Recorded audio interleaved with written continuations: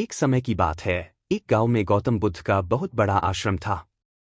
वहां पर एक प्रसिद्ध बौद्ध गुरु रहते थे। वहां पर उनका एक शिष्य था जो कि बहुत बोलने वाला था। वह हर समय इधर उधर की बातें करता था।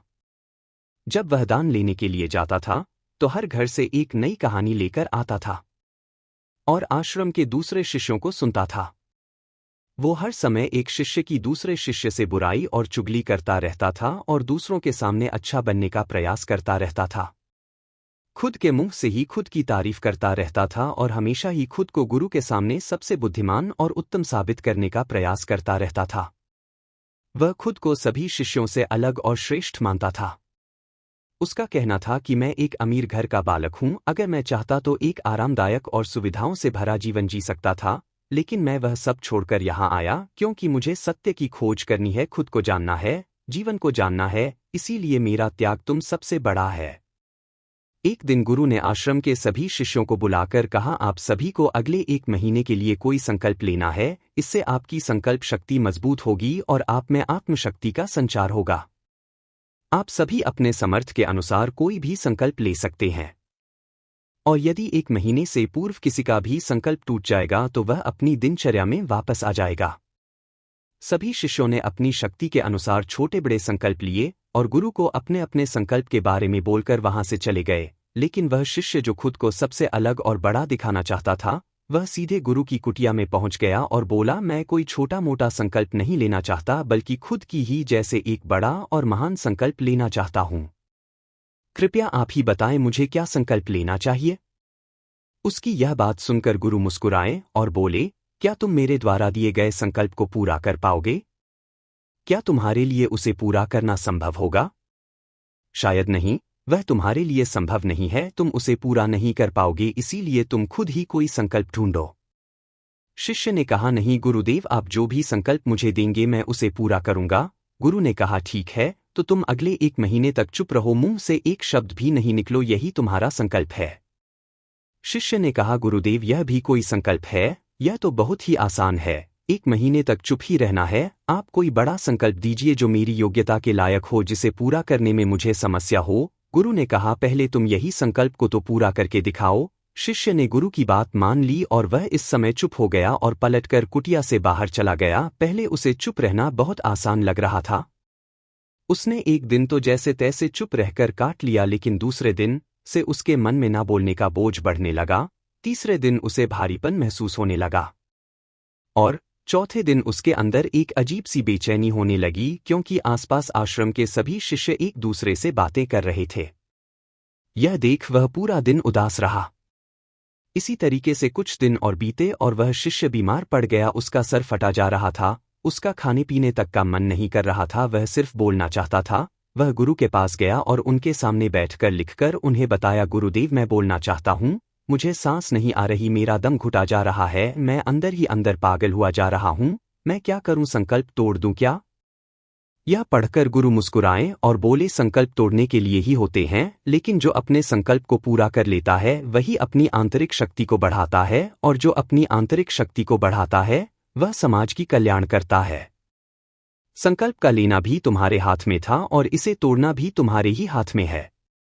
तुम्हारे बहुत से भाई अपने संकल्प को तोड़कर अपनी पुरानी दिनचर्या पर वापस आ चुके हैं। अगर तुमसे नहीं हो पा रहा तो तुम भी संकल्प तोड़कर अपनी पुरानी दिनचर्या पर वापस जा सकते हो।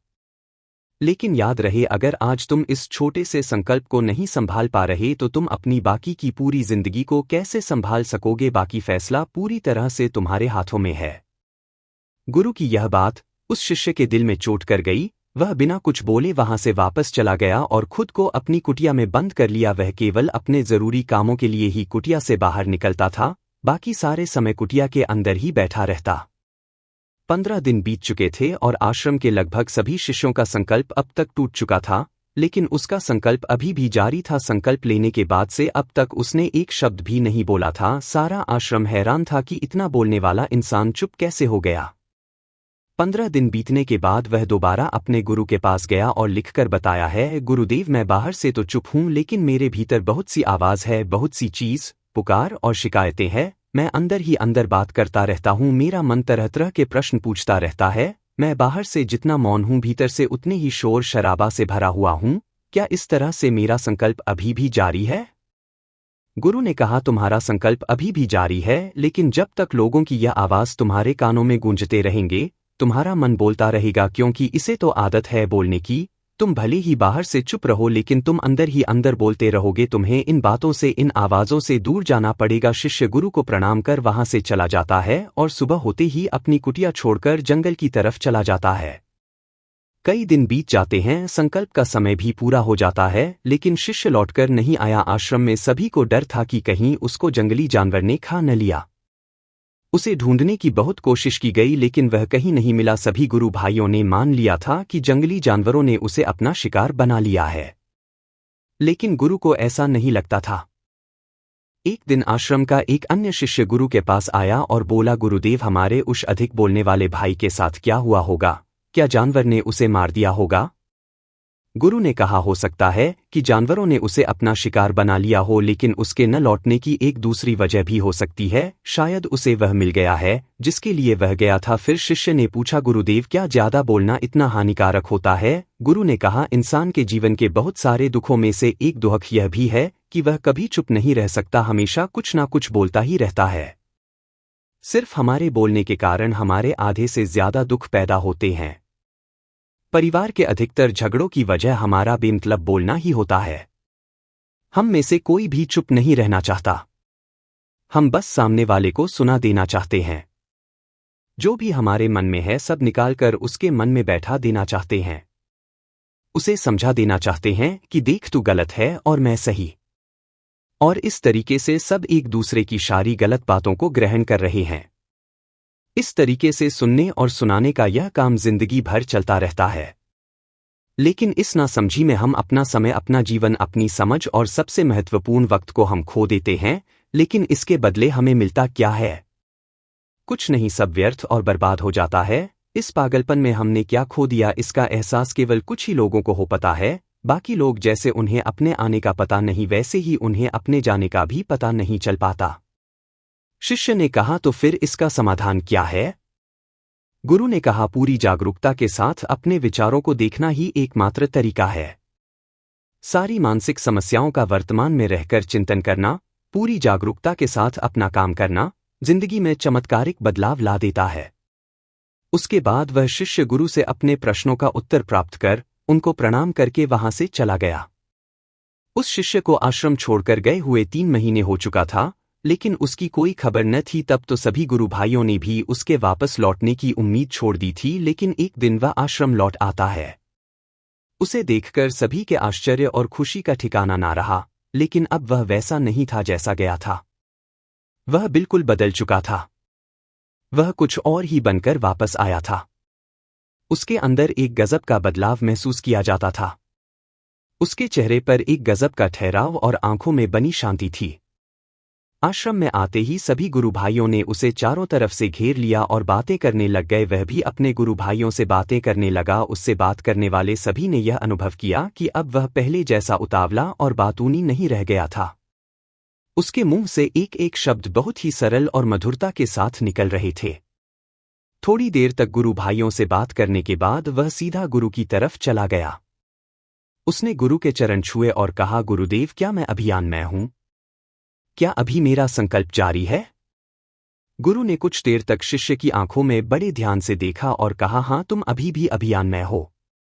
तुम्हारे मुंह से एक भी शब्द निकल नहीं रहा और तुम्हारा संकल्प अभी भी जारी है। शिष्य ने कहा, गुरुदेव, जब मैं आश्रम से गया तो मैं मुंह से तो चुप था, लेकिन मेरे अंदर बहुत सी आवाज हो रही थी। मन में बहुत से प्रश्न थे और वह बंद नहीं हो रहे थे। तो मैं जंगल में चला गया इस उम्मीद से कि वहां मुझे शांति मिलेगी और मेरे मन की बकबक कम हो जाएगी। लेकिन मैं जितना एकांत में जाता गया, मेरे अंदर की आवाज उतनी ही तेज होती गई। मेरे भीतर की पुरानी से पुरानी आवाज मुझे सुनाई देने लगी। तब जाकर मैंने महसूस किया कि मैं कितना गलत कर रहा था। जब मैं अपने परिवार वालों, दोस्तों को और गुरु भाइयों को बुरा भला कहता था तो उसे समय मुझे लगता था कि मैं सही कह रहा हूं। जब मैं गुरु भाइयों की एक दूसरे से चुगली करता था और उनका मजाक बनाता था, तब भी मुझे यही लगता था कि मैं उनसे बेहतर हूं और मैं सही कर रहा हूं। लेकिन उस दिन मैंने पहली बार महसूस किया कि मैं कितना गलत बोलता था। काफी दिनों तक यह सारे शोर और शिकायतें मेरे अंदर चलती रही। लेकिन धीरे धीरे करके एक दिन यह सारी आवाज मेरे अंदर से समाप्त हो गई। अब मैं भीतर से भी मौन हो गया। उसी घने जंगल में कोई बोलने वाला था नहीं और भीतर कोई आवाज बची ही नहीं थी। और मैं उसी दिन पहली बार मौन का सही अर्थ समझा। मेरे चारों तरफ बहुत शांति थी। हालांकि अभी भी कुछ आवाज आ रही थी जो पहले भी आती थी, लेकिन मैं उन्हें सुन नहीं पाता था। पर अब वह सभी आवाज जो मुझे स्पष्ट रूप से सुनाई दे रही थी, वो थी हवा के चलने की आवाज, चिड़ियों के चहकने की आवाज और पानी के बहाने की आवाज। यह सभी आवाज ही मैंने पहली बार पूरे होशपूर्वक सुनी। अपने चारों तरफ इतनी शांति मैंने पहले कभी महसूस नहीं की थी, तो इस शांति को भंग करने के लिए मैंने पहली बार अपने मुंह से कोई शब्द निकला। मैं चिल्लाया है, ईश्वर यह कैसी शांति है, सभी कुछ इतना शांत क्यों है, ऐसा क्या हो गया? लेकिन मेरे चिल्लाने के बाद भी शांति भंग नहीं हुई। सब कुछ पहले जितना ही शांत था, बाहर भी और भीतर भी उतना शांत रहा। हे गुरुदेव, मैं अपने गुरु भाइयों से बात की, मैं आपसे बात की, मैं बोल रहा हूँ, मैं चल रहा हूँ, मैं सब कुछ देख रहा हूँ, लेकिन मैं अपने भीतर एकदम एकांत और मौन में हूँ। जब मैं खुद में भी शोर करना चाहता हूँ तब भी एकांत में ही होता हूँ। अब सब दिखाई पड़ने लगा है, सब सुनाई पड़ने लगा है।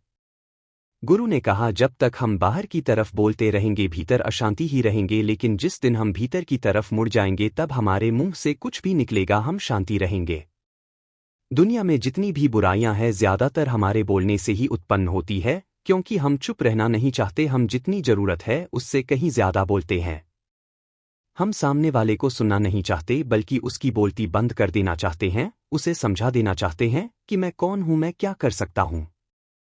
और यही हमारी जिंदगी का मकसद बनकर रह जाता है।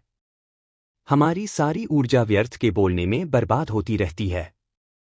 ऐसे ही समझ में लोगों का जीवन दुखों से भर जाता है, जो हमेशा एक दूसरे से शिकायत में लगे रहते हैं, कभी एक दूसरे को सुनना नहीं चाहते, समझना नहीं चाहते हैं। और चुप रहना तो उन्होंने कभी सीखा ही नहीं, क्योंकि चुप रहना उन्हें छोटा महसूस करवाता है। दुनिया की सभी लड़ाइयां का कारण हमारा बोलना ही है। इसलिए हमें सिर्फ उतना ही बोलना चाहिए जितना जरूरी हो, क्योंकि व्यर्थ का बोलना ऊर्जा को नष्ट करना है। और यह बोलना ही हमें कभी अपने भीतर की ओर लौटने नहीं देता है, क्योंकि यह हमें बाहर की ओर खींच कर रखता है, और बाहर है ही क्या इस संसार के अलावा। लेकिन अगर अपने भीतर के संसार की ओर मोड़ना है तो इस मुंह को बंद ही रखना चाहिए। इसीलिए जितने भी बुद्ध हुए, आत्मज्ञानी हुए, वह सभी एकांत की ओर भागे ताकि उन्हें ज्यादा ना बोलना पड़े, ज्यादा सुना ना पड़े। वह एकांत में रहे और शांत रहे, इसीलिए आसानी से भीतर की यात्रा कर पाए। लेकिन अगर कोई चाहे तो इस संसार में रहकर भी एकांत में रह सकता है, शांत रह सकता है। लेकिन इसके लिए उन्हें अपनी ऊर्जा बचानी होगी, जिसे वह अब तक अपने व्यर्थ के शब्दों में बर्बाद कर रहे थे। इस कहानी की सीख यही है कि व्यर्थ का बोलना ऊर्जा को नष्ट करना है, और यह बोलना ही हमें कभी अपने भीतर की ओर लौटने नहीं देता, क्योंकि यह हमें बाहर की ओर झुकाए रखता है। और जिन्हें भीतर की यात्रा करनी है उन्हें अपने मुंह को बंद ही रखना चाहिए। चुप रहने में अद्भुत शक्ति है। यदि हम सही समय पर सही शब्दों का प्रयोग करें तो हम अपने जीवन को सकारात्मक दिशा में बदल सकते हैं। मौन रहकर हम अपनी आत्मा की गहराई में जा सकते हैं और भीतर से शांति का अनुभव कर सकते हैं।